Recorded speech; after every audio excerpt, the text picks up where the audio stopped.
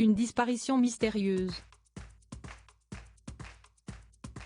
Depuis le 16 décembre dernier, Delphine Jubilard est introuvable. Alors que l'enquête se poursuit, rien ne permet de savoir si la jeune femme est toujours en vie ni où elle se trouve. Pour Jean-Baptiste Allary, l'avocat de Cédric Jubilard, il y a une hypothèse concernant sa disparition qui pourrait être relativement crédible. Dans ses propos, rapportés par France Bleu ce mercredi 3 mars, il est revenu sur la possible piste d'un rôdeur. Est-ce qu'elle est sortie? Si est-il peut-être ce que l'intervention des chiens de la brigade cynophile laisserait à penser puisqu'il perd sa trace, dit-il d'abord avant d'ajouter, ce qui semble laisser penser qu'elle a quitté la maison, s'est se déplacer de nuit, jusqu'à une centaine de mètres ou 200 mètres ou 300 mètres, que sais-je, du domicile conjugal avant de s'évaporer très clairement. Mais que s'est-il alors passé?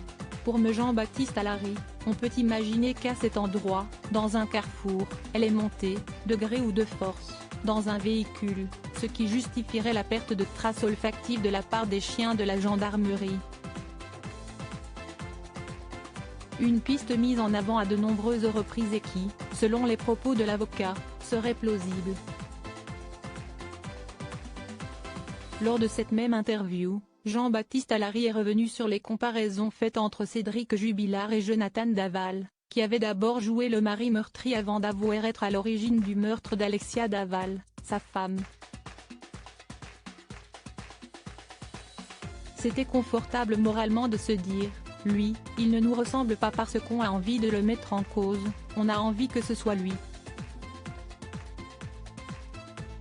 Si est-il plus facile intellectuellement de se dire que si est-il lui, ça nous évite l'effort de la réflexion, voilà si est-il Daval, dit-il. Il ajoute ensuite, mais à un moment donné, il faut comprendre qu'il y a des nuances là-dedans, qu'un être humain n'est pas tout blanc ou tout noir. Tout est nuancé. Les nuances sont à apporter tant du côté de Cédric que du côté de Delphine. Mais que ces nuances-là ne font ni une plus mauvaise, ni une meilleure personne, cela en fait simplement des êtres humains. Il affirme également que se préoccuper du quotidien de son client, de savoir s'il est impliqué dans la vie communale ou s'il fume un pétard de temps en temps, ça n'a aucun sens. Les propos du proche de Delphine Jubilard depuis le début de cette affaire, Cédric Jubilard est régulièrement pointé du doigt par les internautes, qui ont rapidement vu des similitudes avec l'affaire Daval.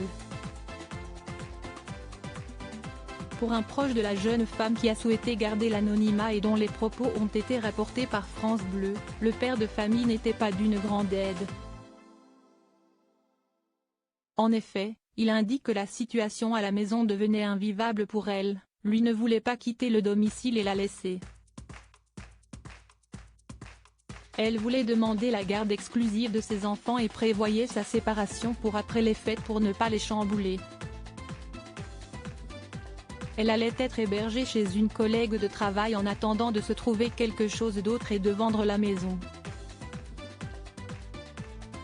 Selon ses dires, Cédric Jubilard était contre cette séparation. Plusieurs fois avant la disparition, on l'a entendu dire à sa mère, « Oui, je vais la tuer, je vais l'enterrer, personne va la retrouver. Elle veut me quitter, elle veut demander le divorce », a-t-il rapporté. À ce jour, Delphine Jubilard reste toujours introuvable.